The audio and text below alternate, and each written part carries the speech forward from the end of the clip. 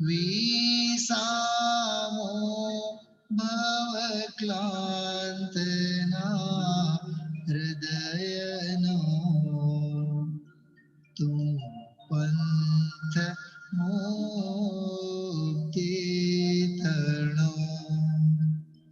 सुने तने रसनिबंध शिथिल थाय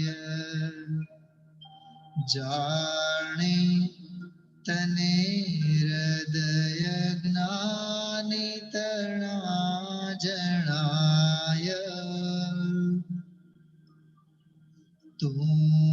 तुरुचता जगत नीरुचियाळ से सो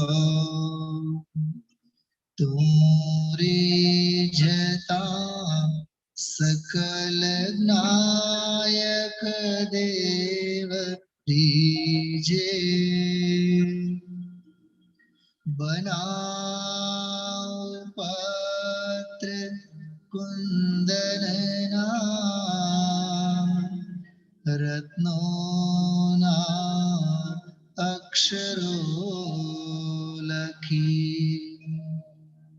तथापि कुंद सूत्रोना अंकाए मूल्य नाकदी तथापि कहान वाणीना अंकाए मूल्य नाकदी।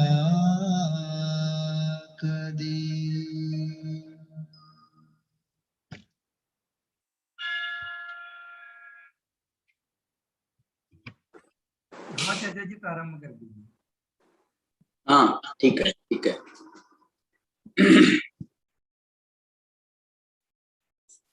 नमो अर्हन्ताणं नमो सिद्धाणं नमो आयरीयाणं नमो वज्रायाणं नमो लोये सवसाहूणम्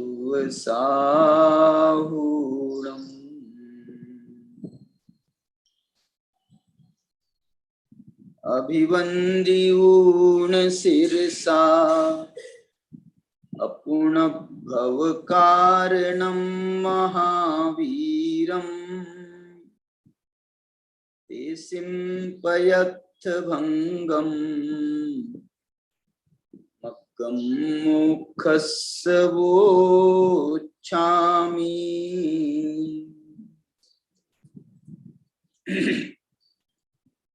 पंचास्तिकाय संग्रह के आधार पर मोक्ष मार्ग की चर्चा हम यहाँ पर कर रहे हैं।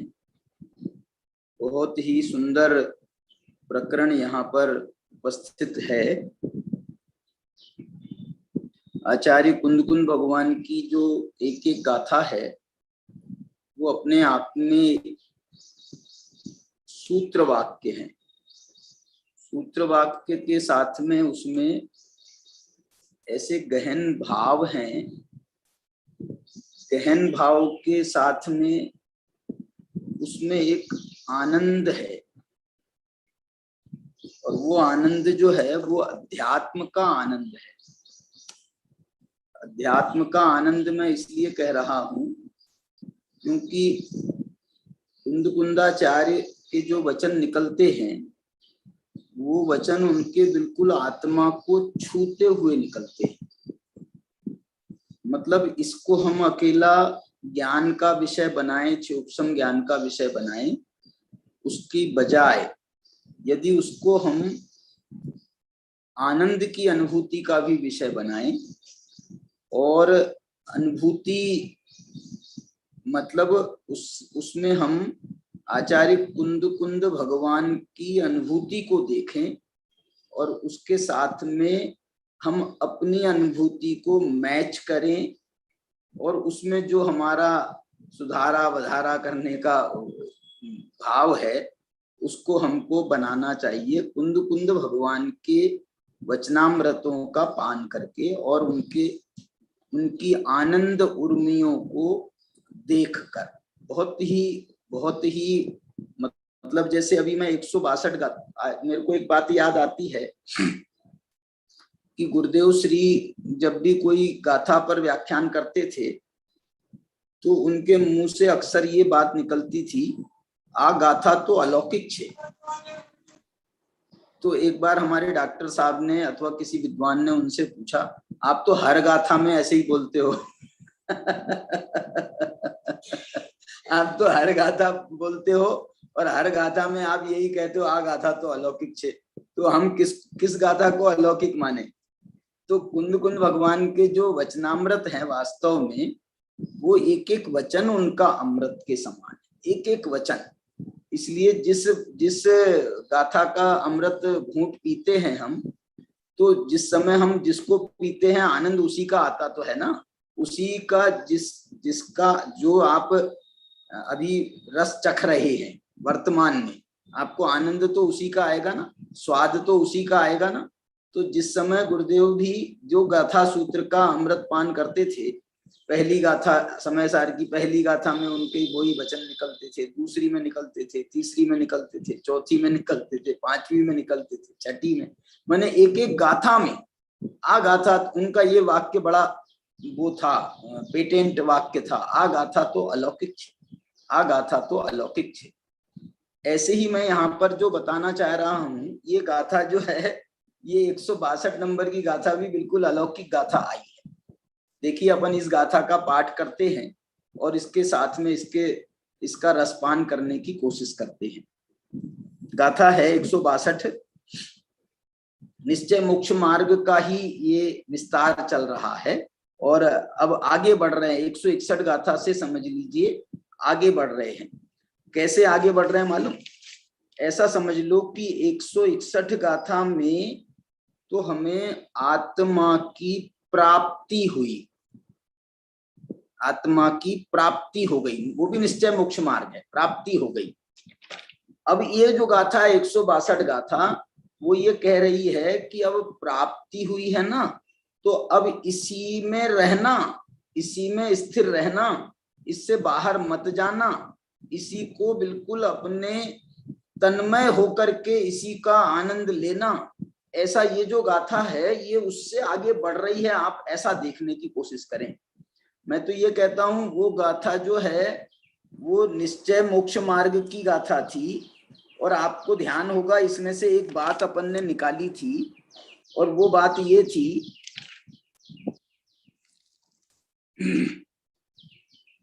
देखो, ये जो इस गाथा की जैसेनाचार्य की जो टीका अपन ने पढ़ी थी, उस जैसेनाचार्य की टीका में अंतिम एक वचन आया था उनका कि इस प्रकार से निश्चय नयेन भिन्न साध्य साधनस्य अभावात् अयम आत्मा एव मोक्ष मार्ग।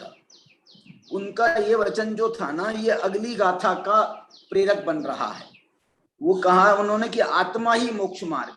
देखो मतलब मैंने आपको कहा था ना कि ये निश्चय मोक्ष मार्ग भी जो है ना, यहाँ पर व्यवहार हो रहा है। निश्चय मोक्ष मार्ग माने सम्यक दर्शन ज्ञान चारित्र, निश्चय सम्यक दर्शन ज्ञान चारित्र भी व्यवहार पने को प्राप्त हो रहे हैं। किसके सामने? आत्मा एव मोक्ष मार्ग, आत्मा ही मोक्ष मार्ग है। ये जब हम इसको ध्यान में लेते हैं तो वो निश्चय सम्यक दर्शन ज्ञान चारित्र भी मोक्ष मार्ग, व्यवहार मोक्ष मार्ग बन जाते हैं। निश्चय मोक्ष मार्ग भी व्यवहार बन जाता है। यहाँ पर देखो आप, यहाँ पर आत्मा को ही मोक्ष मार्ग स्थापित कर रहे हैं। और कैसे स्थापित कर रहे हैं आप इसका स्टाइल देखना।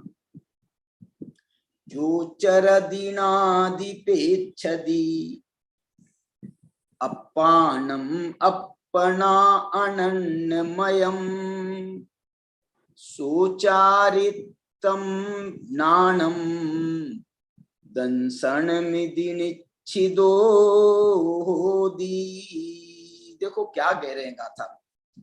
ये गाथा को मैं इसलिए देखो, और इस गाथा की जैसे नाचार्य ने तो 161 गाथा के अंत में वो वचन दिया था, मुझे ऐसा ख्याल था कि अमृतचंद्र की टीका में भी वो वचन है।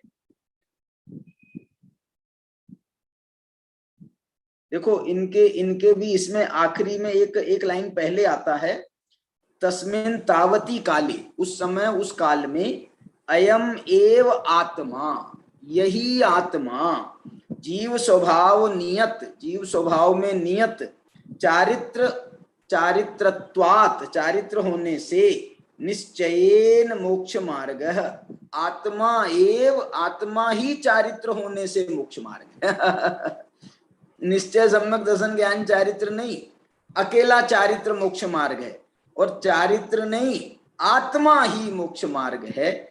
ऐसी ये जो स्थापनाएं हैं ये बहुत एक एक कदम आगे बढ़ा रही हैं। अब देखो मैं ये गाथा इसलिए महत्वपूर्ण हो रही है कि इस गाथा में उन्होंने अकेले चारित्र को ही नहीं, उन्होंने ज्ञान और दर्शन का भी इसमें समावेश किया है।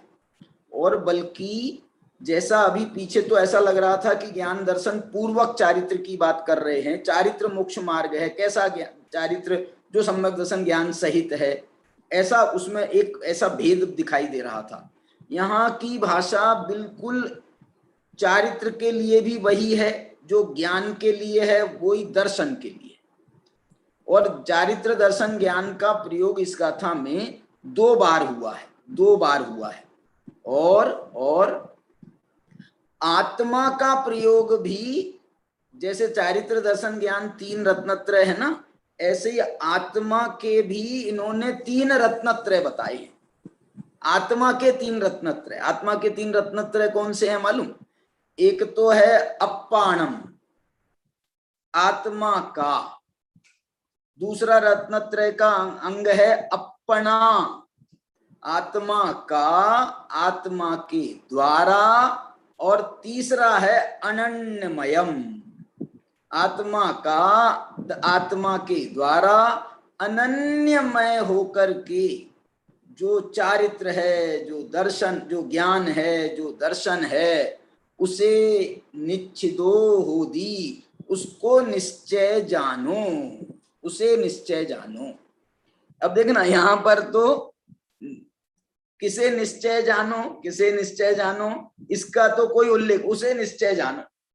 अब उनने बता दिया ना, वो बता दिया तो उन सबसे समाहित होकर के आप अपने में स्थिर हो जाओ, इसी का नाम निश्चय है, इसी का नाम निश्चय मोक्ष मार्ग है। ऐसा भी ना कहते हुए, या छंदानुरोध से भी यहाँ जगह नहीं है, आप ऐसा भी कह सकते, उसी का नाम निश्चय मोक्ष मार्ग।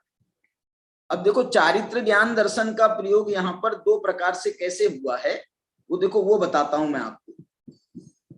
एक कह रहे हैं चारित्र दर्शन ज्ञान को क्रिया रूप में प्रस्तुत किया है, क्रिया के रूप में प्रस्तुत किया है। और दूसरा चारित्र दर्शन ज्ञान को उसके फल के रूप में प्रस्तुत किया है। क्या बोला? क्रिया के रूप में और उसके फल के रूप में। ये जो क्रिया का रूप है, इसमें पूरा षटकारक आता है। क्रिया का जो रूप है उसमें पूरा षटकारक आता है, और षटकारक आता है, उसके आचार्य भगवान ने उसके 2-3 प्रयोग तो करके बताए। 2-3 प्रयोग कैसे करके बताए? कारक में एक अप्पाणम, एक षष्ठी कारक का प्रयोग है। दूसरा अपना, ये कर्ण कारक का प्रयोग है।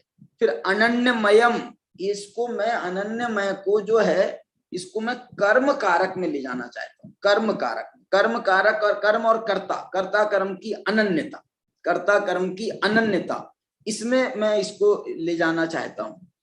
ये क्या है? क्योंकि ये जो क्रिया होती है ना, वो क्रिया के पीछे जो रहस्य होते हैं, वो क्रिया के पीछे एक अकेला रहस्य ये नहीं होता है कि वो क्रिया कौन कर रहा है। क्रिया के पीछे रहस्य ये भी होता है कि किसके लिए कर रहा है। क्रिया के पीछे ये रहस्य भी होता है कि किस कर्म के लिए, ये किस कर्म को प्राप्त कर रहा है, किस कर्म को प्राप्त कर रहा है। क्रिया के पीछे ये भी रहस्य है कि आप किस साधन का उपयोग कर रहे हो। क्रिया के पीछे रहस्य ये है कि आपने इसके लिए किसको उपादान बनाया है, किसको अपादान बनाया। अपादान उपादान एक अर्थ में प्रयोग कर रहा हूं। किसको उपादान बनाया है, किसको अपादान बनाया है। क्रिया के पीछे एक रहस्य ये भी है कि वो क्रिया आप कहां बैठ करके कर रहे। क्या बात है, क्या बात है। ये मैं जो बात कह रहा हूं ना क्रिया के लिए, ये बहुत, ये इससे षटकारक जो जन्म होता है ना, तो इसी से जन्म होता है षटकारक का। इसलिए वो ये कहते हैं कि ये छहों कारक है। कारक जो है वो अकेला करने वाला ही कारक नहीं है, छहों कारक है। मालूम, कर्म, कर्म जिसको किया जा रहा है, जिस कर्म को किया जा रहा है, वो कर्म स्वयं कारक है। कर्म को स्वयं कारक कहा गया है। कर्म को कारक क्यों कहा गया? कर्म को कारक क्यों कहा गया? अरे कर्म को कारक इसलिए कहा क्योंकि कर्ता को सबसे ज्यादा अभीष्ट वही है। उसने तो प्रेरणा दी है, उसने ही तो क्रिया को प्रेरणा दी है, उसी ने तो कर्ता को हिलाया डुलाया है। कर्ता से कहा है, उस कर्म ने मानो प्रेरित होकर के कर्ता से कहा है कि तुम कुछ करो, ऐसे ही बैठे रहोगे क्या, कुछ करो। कर्ता को उसने प्रेरित किया है। और कर्म जो है वो इसलिए, मालूम, मैं आपको एक बात बताना चाहता हूं।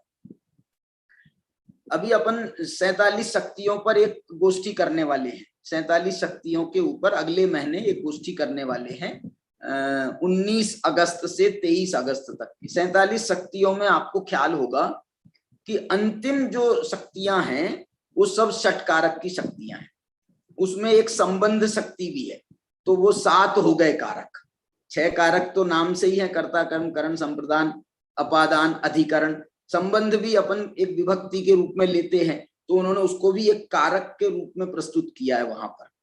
और एक तीसरी बात मैं कहना चाहता हूं, उसके पहले ये 7 कारक हैं, 41 से 47 नंबर तक की शक्तियां।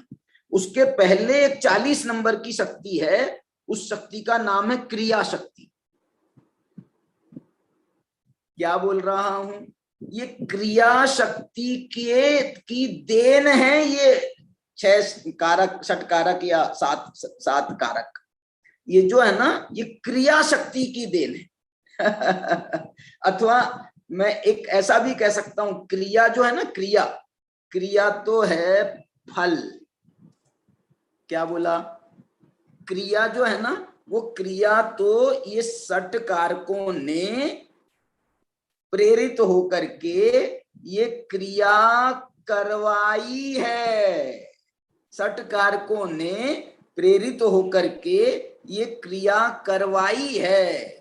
इसलिए आप देखो, कभी हम किसी की मुख्यता करते हैं, किसी कारक की मुख्यता करते हैं, किसी कारक की मुख्यता करते हैं। कभी कम किसी, जैसे कोई कर्ता है, कर्ता यदि कभी थोड़ा सा विचलित होने लगे, कर्ता थोड़ा सा विचलित होने लगे, तो उस कर्ता को ये प्रेरणा दी गई है कि तुम क्यों विचलित हो रहे हो। बोले साहब क्यों, अब मैं विचलित हो रहा हूं, इसमें आपको क्या लग रहा है? मेरे को डर लग रहा है, होगा क्या नहीं हो। अरे तुम स्वतंत्र हो, स्वतंत्र है कर्ता, तुम पूर्ण स्वतंत्र हो अपने कार्य को करने के लिए, तुम पूर्ण स्वतंत्र हो। जब ये पूर्ण स्वतंत्रता किसी को दी जाती है ना कोई कार्य की, तो उसमें जो है अलग उत्साह है। अलग उत्साह डेवलप होता है। अरे मैं अकेला इसका करता हूं, मैं कर्तृत्व की पुष्टि नहीं कर रहा हूं, मैंने ये काम करने की पूरी जिम्मेदारी मेरी है, मुझे करना है। मैं यदि करूंगा तो ही मैंने इसमें होगा अकेला। मैंने जैसे प्रधानमंत्री है ना, प्रधानमंत्री, उसको सबकी चिंता होती है। वो बेचारे को रात को नींद आती या नहीं आती मालूम नहीं, वैसे ही 4 घंटे सोने वाले हमारे प्रधानमंत्री, और उनको फिर वो बोलते हैं कि साहब सारी जिम्मेदारी, ऐसा लगता है कि एक सूत्री कार्यक्रम चल रहा है। मतलब सरकार जो है वो 70-75 मंत्रियों की नहीं है, 1 मैन शो चल रहा है, 1 मैन शो।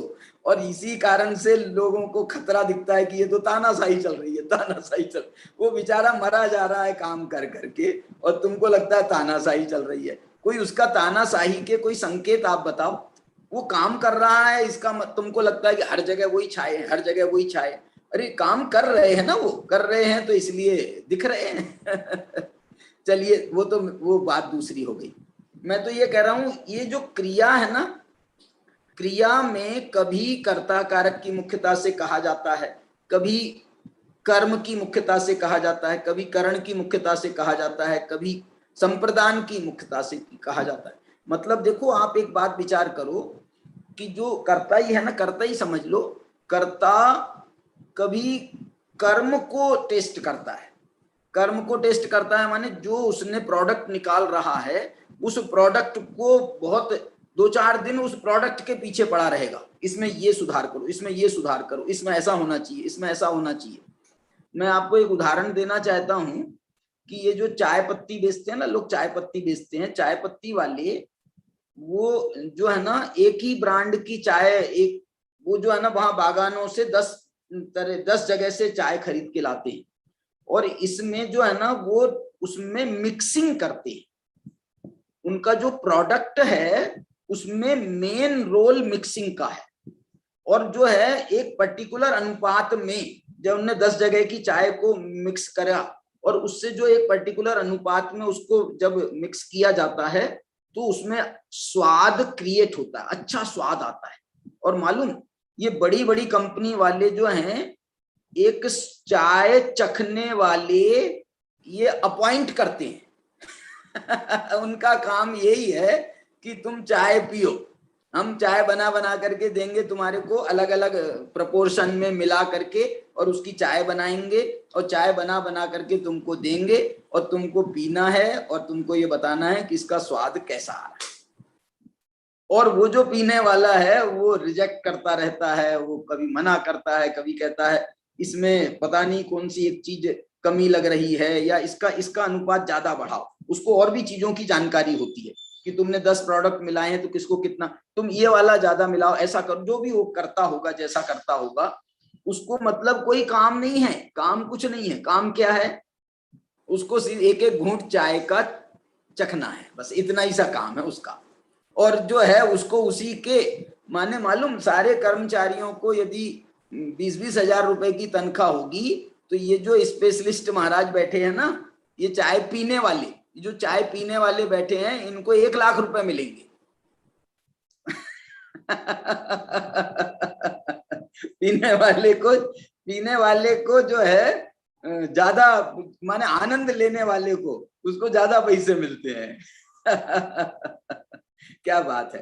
तो ये बताना मैं चाह रहा हूं कि वो कर्ता जो है, देखो अब क्रिया, कर्ता अपनी क्रिया में कभी कर्म को प्रधान करता है, कभी वो करण को देखने जाता है, क्योंकि वहां जो उसका करण माने मशीनरी लगी हुई है, ये देख, तो वो मशीनरी बराबर काम कर रही है कि नहीं कर रही है, वो देखने जाता है। तो वो उसका ध्यान उस समय करण पर विशेष केंद्रित है। सभी पूरा ही काम उसको देखना है, क्रिया में सभी का रोल है, लेकिन अब उतना तो 10 हाथ तो नहीं बना सकता है वो, तो कभी फिर करण पे ध्यान देता है। ये हमारे प्रधानमंत्री जो है, अलग अलग डिपार्टमेंट वालों को, अलग अलग मंत्रियों को बुलाते हैं ना, उनसे उनका कभी सामूहिक भी करते हैं मीटिंग और कभी व्यक्तिगत मीटिंग। बोलो भैया तुम्हारी प्रोग्रेस क्या है बताओ। मतलब जिसको उनने अकेला बुला लिया ना, उसकी बेचारे की हवा ढीली हो जाती है। प्रधानमंत्री ने बुला लिया तो वो बोलते आज मेरे को पूरी तैयारी से जाना पड़ेगा। बहुत तैयारी से जाना पड़ता है। ये प्रधानमंत्री जो है ना, ऐसा ही नहीं है, बहुत माने वो भी तैयारी करके बैठता है, उनके डिपार्टमेंट की तैयारी करके वो बैठते हैं और उनसे पूछते हैं तुम प्रोग्रेस बताओ।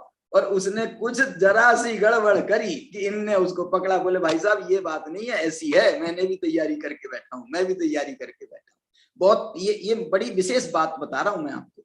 ऐसे ही कभी करण को माने वो उसको देख रहे हैं, मशीनरी को देख रहे हैं, कभी वो उसका संप्रदान पक्ष देख रहे हैं। संप्रदान पक्ष का मतलब क्या? संप्रदान पक्ष का मतलब है कि वो फल किसको मिल रहा है, जो उसके ग्राहक हैं उन ग्राहकों को देखता है, ग्राहकों की पूरी लिस्ट देखते हैं। अरे पिछले महीने इस कंपनी को इतना सप्लाई हुआ था और इस महीने इनका कैसे घट गया, फिर ये ऐसा कैसे हो गया, इनका बढ़ गया, इन पे विशेष ध्यान दो, ऐसा करो। ये इसका मतलब है संप्रदान पक्ष, ग्राहकों को ध्यान में रख करके रख रहे हैं। फिर इसके बाद जो अपादान पक्ष है, वो अपादान है raw material department, raw material का डिपार्टमेंट। माने उसमें रॉ मटेरियल को बराबर सप्लाई हो रही है कि नहीं हो रही है, मशीन को बराबर काम मिल रहा है कि नहीं मिल रहा है। तुमने रॉ मटेरियल ही नहीं उपलब्ध कराया है तो वहां मशीनरी भी खाली बैठी है, मशीनरी बंद बैठी है, आदमी बंद बैठे हैं, उनको सारा तनख्वाह तो जा रही है। मतलब ये जो बहुत विचार करता है वो स्वामी जो है वो ये विचार करता है कि भैया इस डिपार्टमेंट पर भी बहुत ध्यान दो। रॉ मटेरियल किसका नाम है मालूम? इसको अपादान भी कहा जाता है, इसको उपादान भी कहा जाता है। अपादान क्यों कहा जाता है मालूम? अपादान इसलिए कहा जाता है कि ये रॉ मटेरियल खुद मरकर, माने अपनी पर्याय को नष्ट करके फिर वो प्रोडक्ट को तैयार करता है। इसलिए जो है व्यये अपादानम, अपाये अपादानम, वो अपना अपाय करता है, अपने को खत्म, मिट्टी अपने को खत्म करती है तब जाकर के घड़ा बनता है। घड़ा जो बनता है वो मिट्टी भी बनी रहे और घड़ा भी बना रहे तो नहीं बनता है ऐसा। इसलिए उपादान जो है उसकी इतनी बड़ी कीमत चुकाता है उपादान कि वो खुद को समाप्त करके जो है वो कर्म तैयार करता है। जबकि ये जो तुम जिसको सारा का सारा श्रेय दे रहे हो कुम्हार को, ये कुम्हार का क्या बिगड़ा? ये कुम्हार का जो है क्या बिगड़ा इसमें बताओ ना। इसने तो ये तो बिल्कुल वैसे ही का वैसा बना रहा और मिट्टी बेचारी पूरी खत्म हो गई और मिट्टी को श्रेय मत दो, सारा का सारा श्रेय तुम ले जाओ। ये गलत बात है, ये गलत बात है। इसलिए जो है उपादान को इसलिए महत्व दिया जाता है, महत्व इसलिए देने में उपादान का बड़ा रोल है। इसके साथ में जो तीसरी बात है वो जो स्थान की पवित्रता, यदि स्थान की अपवित्रता होगी तो ये जो आपके प्रोडक्ट पर उसका असर आएगा। स्थान की पवित्रता होना, पर्यावरण की पवित्रता होना, वहां पर आसपास से कोई नाला तो नहीं बह रहा है, कुछ ऐसा तो नहीं हो रहा है, कोई दूसरा कोई रीजन तो नहीं हो गया है। बोले साहब ये इस बार का जो हमारा लॉट है मालूम नहीं क्या गड़बड़ हो गया। तो बोले आप पता करो अधिकरण में वो स्थान। अभी कभी ये टीवी वाले दिखाते हैं कि बोले तुम जो इसको बड़ा इस ऐसी चीज को बड़ा चाव से खा रहे हो, इनका यदि आप देख लो ना, जहां पर जिस स्थान पे बन रहे हैं वो गंदे नालों के बाजू में बैठ वहां पर उनके वहां बन रहा है, और जो है जो बनाने वाले हैं उसका जो आटा गूंथ रहे हैं उस इतना बड़ा बड़ा होता है, हाथ से नहीं गूंथा जाता। बेचारे गरीबों के पास में मशीन नहीं है, वो तो अपने पांव से ऐसे कूदते और तुम बढ़िया उनने पांव से कूद के बनाया और तुम बढ़िया चक चक करके खा रहे हो। बड़ा मजा आ रहा है। तो ये जो है ये उसकी पवित्रता भी चाहिए। और अब जो है ये जो अमृतचंद्राचार्य ने षटकारक में के साथ में जब संबंध शक्ति को उन्होंने स्थापित किया और संबंध शक्ति को सामने रखा, तो मालूम संबंध शक्ति का उन्होंने क्या अर्थ निकाला। बोले ये संबंध जो है ये व्यवहारिक संबंधों का तो हम निषेध करेंगे, उनका कोई रोल नहीं है, व्यवहारिक संबंधों का कोई रोल नहीं है।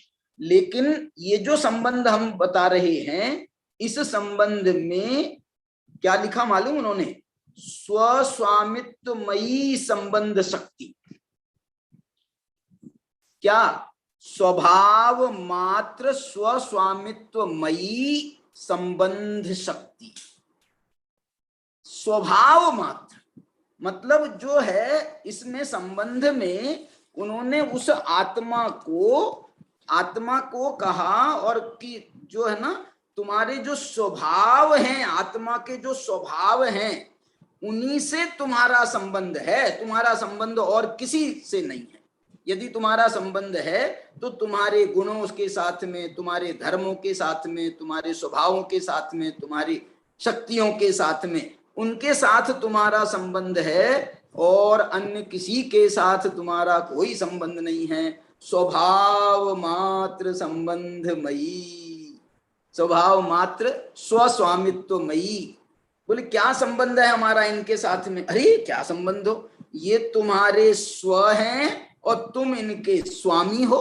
आहा आत्मा को कह रहे हैं, आत्मा, हे आत्मा, तू स्वामी है और ये जो तेरे अनंत गुण हैं ये तेरे स्व हैं। अनंत गुण तेरे, अनंत गुण परिवार हमारा, एक वो आता है ना गीत में, अनंत गुण परिवार हमारा। वाह वाह।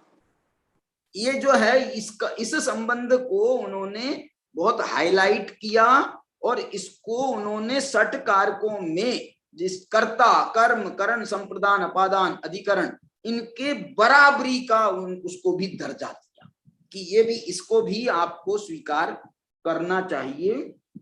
एक बात बताओ ना, आप पूरा कर्ता हो, स्वामी हो घर के, आप सब काम कर रहे हो, सारा काम तुम कर रहे हो, कर्ता कर्म करण संप्रदान सब काम कर रहे हो। एक बात तो बताओ, और तुम्हारे एक संप्रदान तो है तुम्हारे ग्राहक, ग्राहकों को संप्रदान बताया था ना।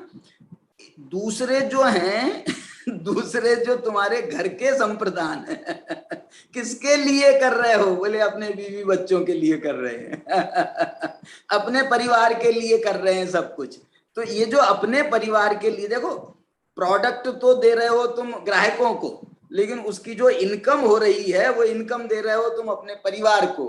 तो ये जो है इस संबंध शक्ति को हम कैसे इनकार कर सकते हैं बल्कि ये कहा जाता है कि सब कुछ उनके लिए कर रहे हैं, सब कुछ उनके लिए कर रहे हैं। माने पाप पुण्य भी करना पड़ता है ना, कभी पाप पुण्य भी करते हैं। तो बोले देखो हम कर रहे हैं पाप और तुम ले रहे हो मजे, नरक में जाना पड़ेगा, तो तुम लोग साथ में चलोगे क्या नहीं चलोगे? नवलगुण जी परिवार वालों से पूछो कि तुम लोग चलोगे कि नहीं? तुम लोगों के लिए मैंने इतना पाप किया जीवन में तो तुम लोग नरक जाऊंगा मैं, तो तुम लोग, आप नहीं जाओगे, मैं तो वैसे ही उदाहरण दे रहा हूँ आप तो रिजर्व है आपका तो जो है परिवार वालों से पूछो कि भैया तुम लोग, बोले किसने कहा था कि तुम इतना, तुम तो हमको जितना देते हम तो उतने से काम चलाते। तुमने जो है ये तुम्हारी तृष्णा काम करी है, इसलिए नरक भी तुम जाओ, हम नहीं जाएंगे। क्या बात है। नवलगुण जी का बहुत देर से हाथ ऊंचा है, मैं अपने कारकों में मजा ले रहा था इसलिए मैंने उनको याद नहीं किया था। तो नवलगुण जी बोलिए, क्या बोल रहे हो? मैं वो आप क्रिया को, क्रिया षटकारक तो 6 है, वो आप कह रहे थे क्रिया में ही ये 6 षटकारक। देखो ये क्रिया जो है ये 6 कारकों के द्वारा जो संपन्न होती है वो है क्रिया। क्रिया जो है वो 6 कारकों के द्वारा संपन्न होती, इसलिए उसका जो क्रिया है ना ये उसका फल है, क्रिया कारक का फल है। इसलिए फल जो है वो स्वयं कारक नहीं है, स्वयं कारक नहीं है वो, लेकिन वो तो उन कारकों के माध्यम से प्राप्त होने वाला फल है। देखो कर्म को भी फल कहा जाता है, कर्म को भी फल कहा जाता है, लेकिन यहाँ पर ये जो क्रिया है ना, ये क्रिया जो है ये अकेला कर्म रूप नहीं है, ये कर्म रूप क्रिया में सबका रोल है, 6 कारक का रोल है, उसमें प्रधान कारण कर्म है, ये स्थापित करना चाहता हूं। क्या बोल रहा हूं सुनना, फल, कर्म को भी फल कहा जाता है और क्रिया को भी फल कहा जाता है। सुनना, कर्म तो एक कारक है और क्रिया जो है ये पूरी 6 कारक से संपन्न होने वाली, उसका नाम है क्रिया। कारक की परिभाषा है ऐसी, कारक की क्या परिभाषा है? कारक की परिभाषा है ना, जो क्रिया को संपन्न कराए उसे कारक कहते हैं, ऐसा कुछ है। ऐसी क्रिया की, कारक की परिभाषा भी ये है और क्रिया की परिभाषा ये दोनों तरफ से है। मतलब कारक को, कारकों से जो संपन्न होती है वो क्रिया है और क्रिया जो कारकों के द्वारा संपन्न होती है, और कारक जिसे संपन्न करते हैं उसे क्रिया कहते हैं। ऐसा कुछ है उसमें। मैं आपको क्रिया? ये बताना चाह रहा हूं, सुनिए, सुनो। क्रिया जो है ना, क्रिया में उस पूरा षट कारक गर्भित है एक, और दूसरा उसका प्रधान कारक कर्म है। बराबर। कर्ता नहीं। षट कारक में यद्यपि व्याकरण शास्त्र के अनुसार पहले कर्ता को कहा जाता है, फिर कर्म को कहा जाता है, फिर करण को। इसके ये जो क्रम भी दिया है ना, इस क्रम में भी एक रोल है। फर्स्ट जो पहला कारक का सबसे बड़ा रोल है वो कर्ता का, उसके बाद में सेकेंडरी कर्म को माना, थर्ड करण को माना, फोर्थ संप्रदान को माना, फिफ्थ अपादान को माना, और सिक्स्थ जो है वो अधिकरण को माना। माने ये इस क्रम में चले, और उसके बाद में अंतिम जो है वो संबंध है, उसको मान लो। अब मैं आपको ये कहना चाह रहा हूं कि समय सार के परिशिष्ट ने इस क्रम को बदला है। आप बताओ, पहली क्रिया शक्ति है, पहली माने 40 नंबर की क्रिया शक्ति है। अब इसके बाद में 41 नंबर की क्या है बताओ? 41 नंबर की कौन सी शक्ति है? कर्म शक्ति। कर्म शक्ति है कि कर्तृ शक्ति है? क्रिया शक्ति के बाद कर्म शक्ति है 41, उसके बाद है, और उसके बाद में कर्तृ शक्ति है। हाँ, अब देखो, मैं आपको यही कहना चाह रहा हूं कि ये जो क्रिया शक्ति है, ये क्रिया शक्ति, क्योंकि उनने भाव क्रिया शक्ति बताई पहले 39 और 40 में, और उसके बाद में उन्होंने कहा ये क्रिया शक्ति सबसे ज्यादा यदि किसी से प्रभावित होती है तो वो प्रभावित होती है कर्म से। इसलिए समय सार के आत्मख्याति टीकाकार वो आचार्य कह रहे हैं कि पहले कर्म निश्चित करो। क्या कर्म निश्चित करो?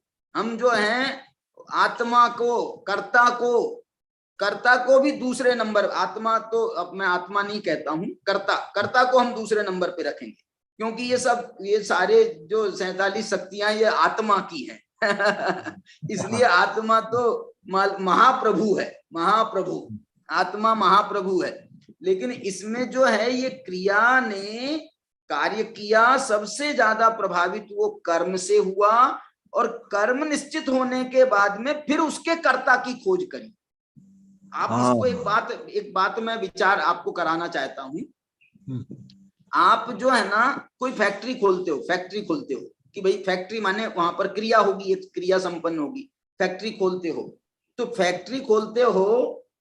फैक्ट्री का प्रोडक्ट कौन सा तुम वहां पर बनाओगे ये निश्चित पहले करते हो, या उसका मैनेजर कौन होगा उसको पहले अपॉइंट करते हो? पहले मैनेजर अपॉइंट करते हो कि पहले निश्चित ये कर्म कौन सा प्रोडक्ट हम बनाएंगे ये निश्चित पहले करते। तो ये जो है फैक्ट्री माने एक क्रिया संपन्न होगी वहां पर, लेकिन वहां कौन सा प्रोडक्ट बनेगा ये सबसे पहले निश्चित होता है, और उसके बाद में हम कर्ता की खोज करते हैं। कर्ता की खोज माने इस प्रोडक्ट को बनाने में हमको कौन हुनरबंद आदमी मिलेगा, कौन आदमी इसका होशियार मिलेगा जो ये हमारी इस प्रोडक्ट की फैक्ट्री को अच्छी तरह से संचालित कर सके। वो आदमी कौन मिलेगा हमारे को? वो आदमी को हायर किया जाता है, एट एनी कॉस्ट हायर किया जाता है। मैं गलत रास्ता नहीं बता रहा हूं, नहीं तो दूसरी कंपनी से तोड़ के लाया जाता है। वो कंपनी वाली उसको 50,000 रुपए दे रही थी मैनेजर को, बोले तुमको 50 नहीं हम 70,000 रुपए देंगे, हम तुमको लाख रुपए देंगे, तुम हमारी कंपनी में आओ। क्यों? क्योंकि उस कंपनी का प्रोडक्ट बहुत प्रसिद्ध है। मैं ये कहता हूं कि ये बात को बहुत विचारने की जरूरत है, और अध्यात्म के क्षेत्र में, लौकिक क्षेत्र में भी ऐसे ही है वास्तव में। अध्यात्म के क्षेत्र में आचार्य अमृत चंद्राचार्य की ये बड़ी कला है कि उन्होंने ये यहाँ पर फर्क, यहाँ पर क्या बोलना चाहिए, फर्क मतलब क्रम बदला, कारकों का क्रम बदल दिया अमृत चंद्राचार्य ने, और बाद में कुछ नहीं बदला। पहला कर्म का, फिर कर्तृ का, बाद में फिर वही करण संप्रदान अपादान, बाद में अंत में फिर से क्रम बदला। क्योंकि विभक्तियों में षष्ठी विभक्ति पहले आती है, सप्तमी बाद में आती है। यदि आपको संबंध को भी लेना है तो उसको षष्ठी के स्थान पर रखना पड़ेगा, अधिकरण को सप्तमी के स्थान पर रखना पड़ेगा। लेकिन इन्होंने वो जो संबंध है उसको अंत में डाला, उसको अधिकरण को पहले डाला, मैंने संबंध को सबसे आखिरी में डाल दिया और सबसे बीच में जो है उसके पहले सप्तमी को षष्ठी बना दी और षष्ठी को सप्तमी बना दी। और देखो नंबर भी जो है ना, उसमें नंबर भी 1 2 3 4 7 के हिसाब से आए, 41 42 43 44 45 46 47, माने ये 1 2 3 4 7 तक नंबर गए हैं उसके। और फर्स्ट जो है वो कर्म है, सेकंड कर्ता है, थर्ड करण है, फोर्थ संप्रदान है, फिफ्थ अपादान है, सिक्स्थ अधिकरण है। बोलो, इनकी छठी विभक्ति बन गई अधिकरण, और सेवेंथ जो है वो संबंध।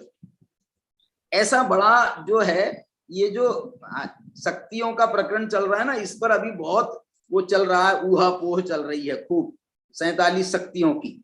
हमारे वो निखिल भाई हैं मुंबई वाले, आपके मंगलायतन के हमारे ट्रस्टी हैं, अपने इनके परमार्थिक ट्रस्ट से जुड़े हैं वो, तो शायद घाटकों पर ही रहते हैं क्या वो भी?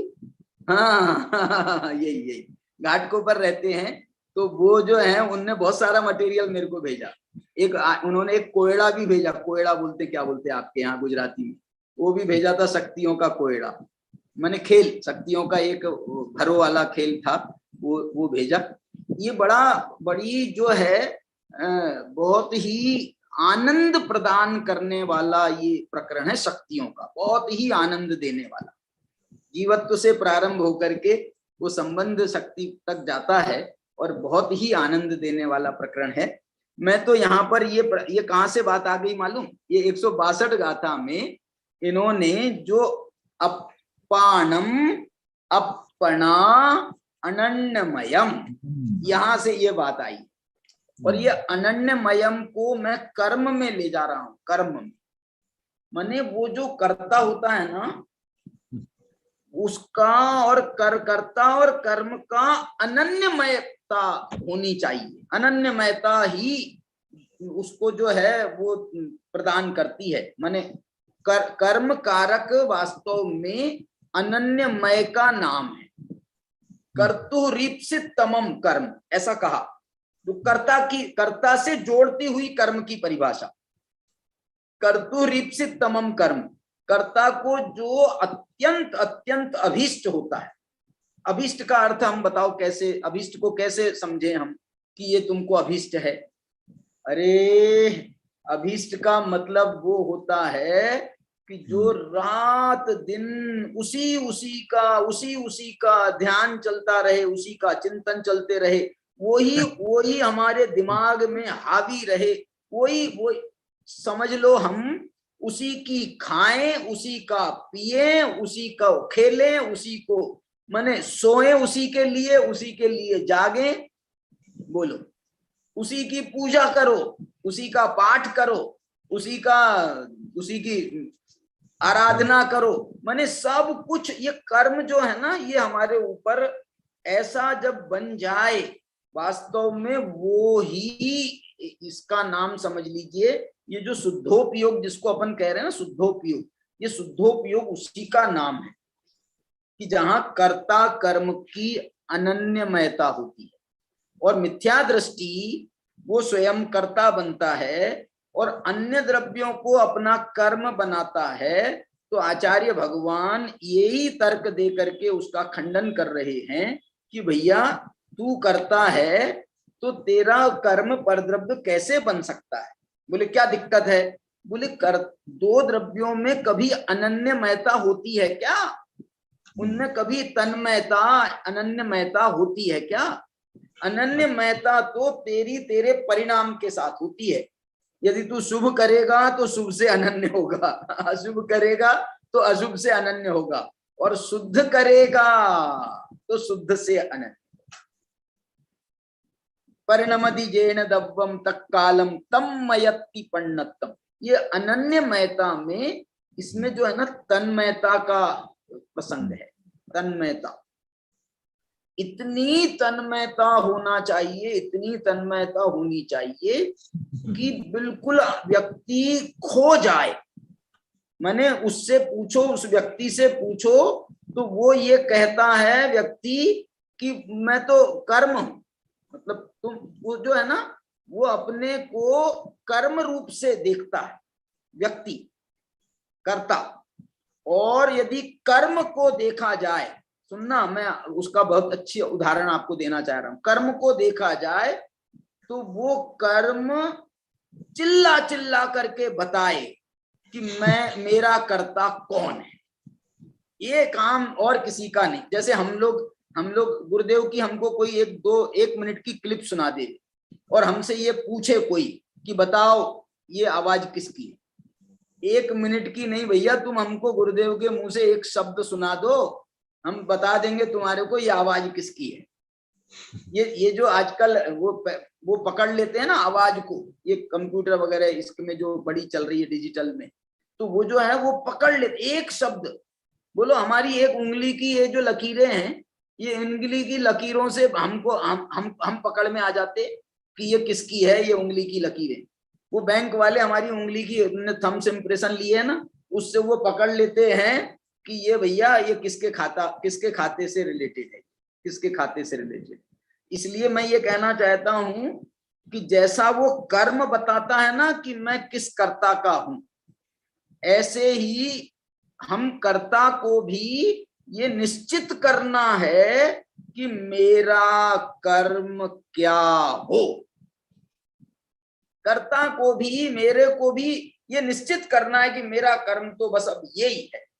मैंने निश्चित कर लिया है जीवन में कि मुझे तो ये करना, मेरा ये कर्म है। अध्यात्म के क्षेत्र में हम बात करें तो बोले साहब बताओ तुम्हारा क्या क्या कर्म है। कर्म का मतलब तुम्हारी क्या ख्वाहिश है।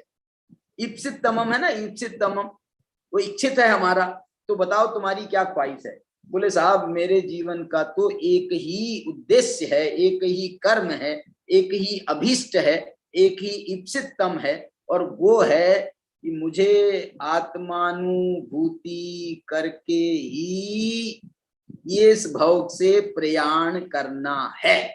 मुझे ये भव से जो है ये खाली हाथ नहीं जाना है खाली हाथ नहीं जाना है, मेरे को तो इसको भर के ही जाना है। ये जो दृढ़ निश्चय है, ये हमको मालूम क्या करेगा। ये जो हमारा दृढ़ निश्चय है ना, कर्म को यदि आपने आत्मानुभूति कर्म को अपना निश्चित किया तो ये आत्मानुभूति में मुझे कौन निमित्त बनेगा। ये निमित्त करता तो तू खुद ही है, उपादान करता तो तू खुद ही है, निमित्त करता कौन बनेगा इसमें मुझे किन करणों का सहारा लेना पड़ेगा। एक तो उपादान करण कौन से होंगे, मेरे निश्चय करण कौन से होंगे, और व्यवहार करण कौन से होंगे। व्यवहार के मुझे कौन से करणों का सहारा लेना पड़ेगा, मेरे इसके लिए मेरे संप्रदान कौन होगा, मुझे ये किसके लिए करना है, ये काम किसके लिए करना है। बोले मुझे अपने लिए ही करना है। वाह वाह। और व्यवहार में यदि मुझे उपदेश भी देना है, यदि मुझे दूसरों जीवों को भी कुछ बताना है, दूसरों को कुछ देना है, तो यही देना है। बोलो अपने को देना है तो आत्मानुभूति देना है, दूसरों को देना है तो उनको भी आत्मानुभूति देना है। क्या बात है। प्रभु ने अपना कल्याण किया और यदि उपदेश दिया वहां समोसरण में बैठ करके, तो उसका ही उपदेश दिया। वो कौन सा एक बहुत अच्छा शायद दोहा है दादा का, सबको बताया वही, मैंने खुद भी उसी को लिया और सबको भी वही दिया। कोई एक है मेरे को ध्यान है, कोई सबको बताया वही। जगत को प्रत्येक अणु स्वाधीन है, कर्ता न अर्ता कोई है, वो दूसरा है, अणु स्वाधीन है। एक मिनट, संयम बता रहा है, क्या बता रहे हो।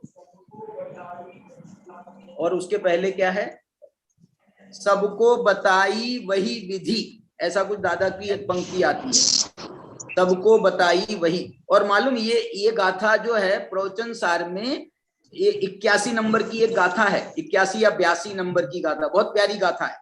वहां गाथा में उनने ये लिखा, किच्चा तदोवदेशम, भगवान ने उसी का उपदेश दिया, किच्चा तदोवदेशम, उनने उसी का उपदेश दिया। और अर्थ उसके बाद में उन्होंने लिखा, बहुत प्यारी बात लिखी है कुन भगवान ने, किच्चा तदोवदेशम निवादा, उसका ही उपदेश दिया और खुद निर्वाण को चले गए। नमो ते सिम, कुंदाचार्य कह रहे, हे भगवान तुमको नमस्कार हो। किच्चा तदोपदेशम निवादाते नमो ते सिम। 81 या 82 नंबर की गाथा है ये वाली, 82 होगी शायद, बहुत सुंदर गाथा है वो। और उसके पहले उन्होंने एक बात, एक पहली लाइन में भी कुछ ऐसी ही बात कही थी उन्होंने, हैं? हाँ, ये इसी का अनुवाद है वो, शायद कुन शतक में इसी का अनुवाद है। हो नमन उनको सब विधि, उनने इसका ही उपदेश, इसकी ही विधि बताई और उनको हम सब विधि माने सब प्रकार से उनको हम नमस्कार करते हैं। हो नमन उनको सब विधि, इस प्रकार का वाक्य प्रयोग उन्होंने किया है।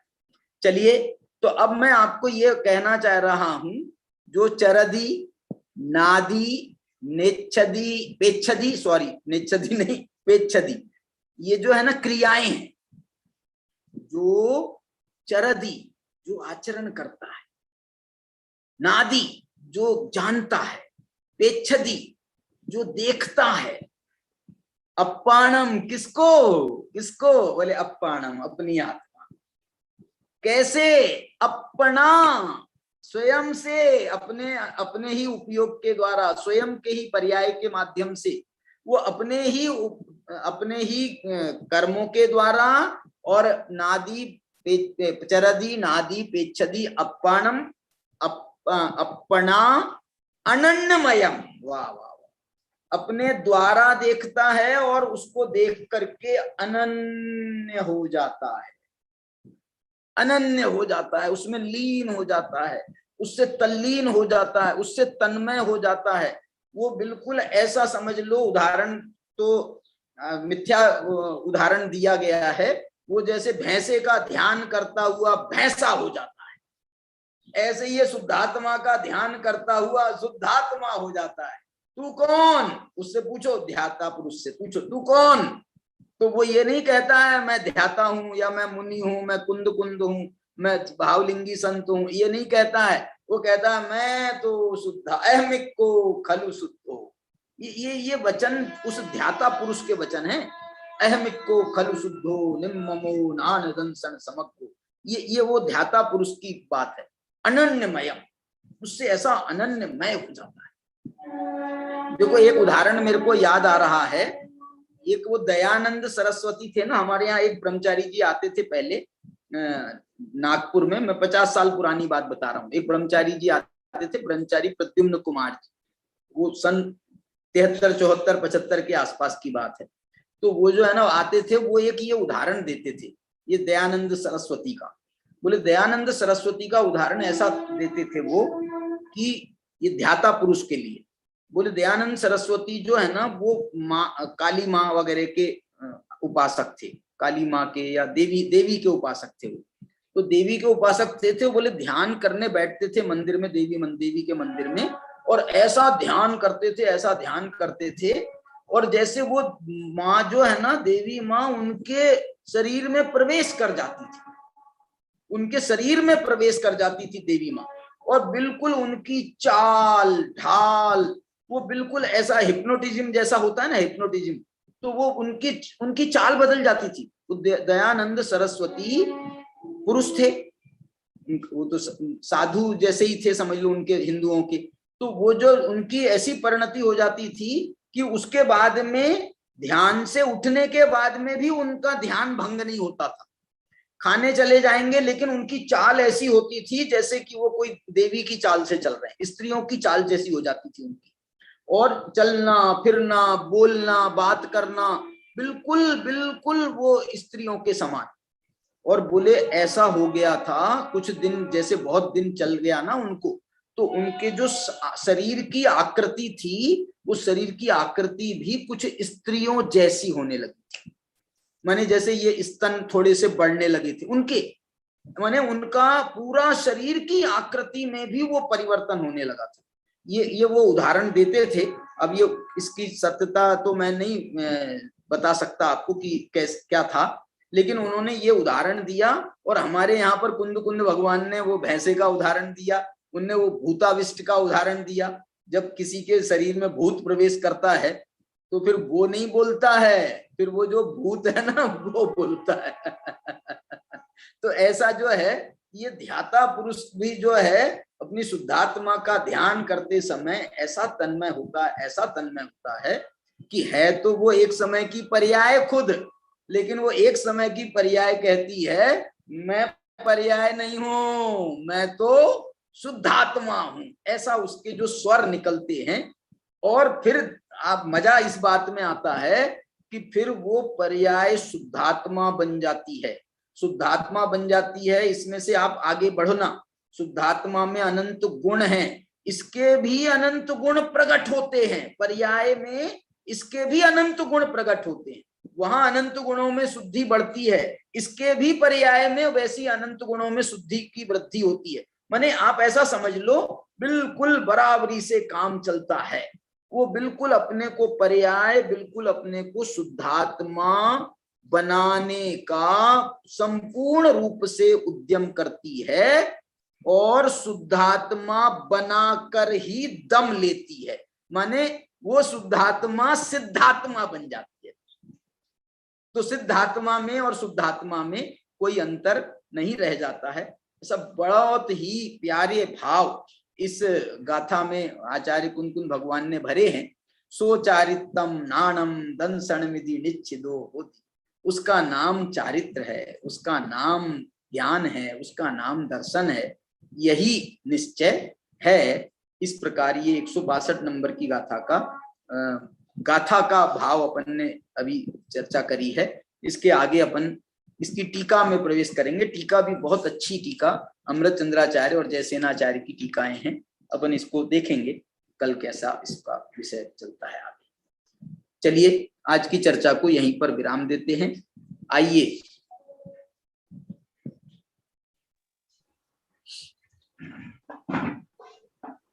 हमारे साथ में विजय सेन पाटिल हमारे जयपुर के साथी विद्वान हैं, वो जुड़े हैं। अजय जी मारवटकर हैं, नरेश जी हैं, ये तो हमारे अपने नागपुर के साधर्मी हैं। और कौन जुड़ा है? लालचंद जी जैन सिंगोली से, वाह। अशोक वानरे जो कल भी हमारे साथ जुड़े थे वो भी जुड़े हैं। अशोक भैया हैं, सुरेश भैया डायमंड हैं, नवल गुंड जी हैं, रमेश भैया हैं। चलिए आइए सुदर्शन जी तो आपको सब सार संक्षेप सुना ही रहे हैं। स्वर्णलता जी भी बैठी हैं। हाँ, आज हम पंचाशी का संग्रह गाथा 162 पर चर्चा कर रहे थे। आचार्य की एक एक गाथा बहुत आनंदमय है, क्योंकि एक एक गाथा सूत्र वाक्य है, इसलिए उसमें बहुत आनंद भी आता है। और वो आनंद सर्वसाधारण नहीं है, वो आनंद तो अध्यात्म रस सहित है, अनुभूति स्वरूप है। ऐसी आचार्य कुंद कुंद की 162वीं गाथा पर हम आज चर्चा कर रहे थे। इसलिए गुरुदेव श्री भी बहुत रीझ जाते थे। हर गाथा के पूर्व प्रवचन के प्रथम बात ये कहते थे कि आ गाथा तो अलौकिक छे, क्योंकि गुरुदेव श्री को हर एक गाथा में एक अलौकिक आनंद आता था, क्योंकि कुंद कुंद भगवान के एक एक वचन में अमृत कुंभ भरा हुआ है। इस प्रकार इस गाथा की महिमा हमने देखी। फिर आचार्य ने हमको 161वीं गाथा में आत्मा की प्राप्ति तो करा दी थी। फिर यहाँ कह रहे कि वो आत्मा कैसा है, तो यहाँ ये बताया कि वह आत्मा ही ज्ञानमय है, दर्शनमय है, चारित्रमय है। फिर यहाँ आत्मा के और 3 रत्नत्रय भी आचार्य ने बताए, अप्पानम, अपना और अनन्नमय। ये भी आत्मा के 3 रत्नत्रय यहाँ पर आचार्य ने बताए। फिर 2 रूप में क्रिया को यहाँ पर आचार्य प्रस्तुत कर रहे हैं कि एक क्रिया है चारित्र दर्शन ज्ञान को क्रिया रूप में प्रस्तुत किया और दूसरे जो क्रिया रूप में उन्होंने प्रस्तुत किया, एक उसके फल रूप में उसको प्रस्तुत किया। फिर अपन ने क्रिया रूप में जो षटकारक आ जाते उसकी बहुत अच्छी तरह से चर्चा सुनी कि कर्ता ने कर्म को करण से, अपादान से, संप्रदान, अधिकरण और संबंध, इनके बारे में बहुत अच्छी चर्चा षटकारक की आई। फिर 47 शक्तियों में जो 40 नंबर की शक्ति है वो क्रिया शक्ति है और वहीं से इन षटकारकों का उद्गम होता है, ऐसा आज हमने देखा। व्यवहारिक संबंध का कोई विशेष महत्व नहीं है, किंतु हम जो संबंध शक्ति यहाँ पर आचार्य बता रहे वह जो आत्मा के स्वभाव, आत्मा के गुण, आत्मा के धर्म और शक्तियों से वो संबंध रखते हैं। लेकिन समय सार में आचार्य अमृतचंद्र ने इन षटकारों का थोड़ा बहुत क्रम बदला, ये भी हमने देखा। वहां कर्म शक्ति पहले ली, फिर कर्तृ शक्ति, करण शक्ति, संप्रदान, अपादान, अधिकरण और संबंध, इस प्रकार वहां पर शक्तियां ली। फिर हमने देखा कि शुद्धोपयोग किसका नाम है, कि शुद्धोपयोग उसी का नाम है जो अनन्यमय है, जो तन्मय है, जो अभीष्ट है, उसका नाम शुद्धोपयोग है, ऐसा हमने आज सुना। कर्ता को भी यहाँ निश्चित करना है कि मेरा यही कर्म है, मेरा यही दृढ़ निश्चय है और मुझे आत्मानुभूति करना है और अन्य को भी कराना है। फिर हम अंत में गाथार्थ देखा कि यहाँ आचार्य कह रहे कि जो आचरण करता है, जो जानता है, जो देखता है और जो अपनी आत्मा को स्वयं से उसमें तल्लीन हो जाता है, वही शुद्धात्मा का ध्यान करके शुद्धात्मा हो जाता है। और यही चारित्र, यही ज्ञान और यही दर्शन है, अर्थात सिद्धात्मा और शुद्धात्मा एक ही है। इस प्रकार की मार्मिक चर्चा आज हमने इस गाथा के माध्यम से सुनी। सभी को जय जिनेन्द्र। बहुत सुंदर, हमारे सुदर्शन जी ने पूरी बात अपनी तरफ से रखी है। जय जिनेन्द्र। जिनवाणी स्तुति के लिए अजय जी मारवटकर को हम निवेदन करते हैं। अजय जी। जिनवानी माता अपनी शरण मोहले हियो, भगवती माता अपनी शरण मोहले हियो।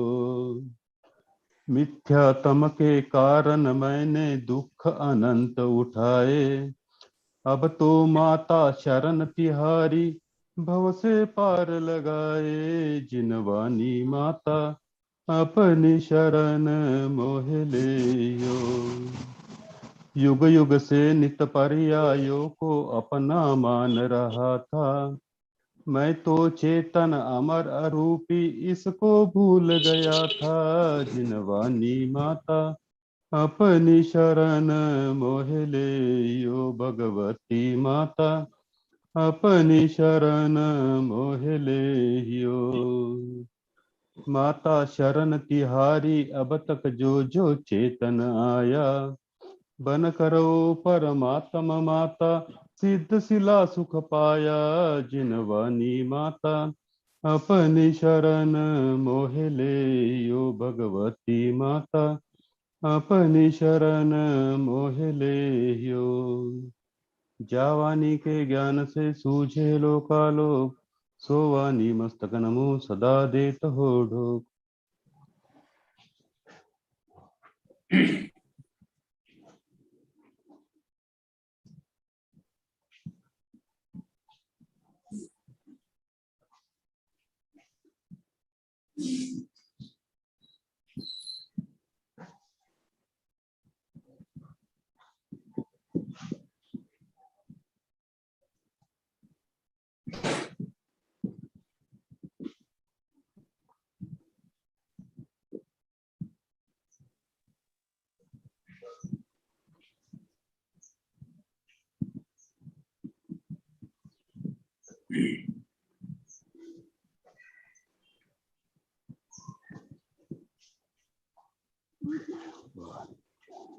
जय बोलो द्वादशांग रूपी जिनवानी माता की जय। सभी को जय जिनेन्द्र। सभी को जय जिनेन्द्र। चलिए, आज की चर्चा बहुत सुंदर चर्चा हुई। अब कल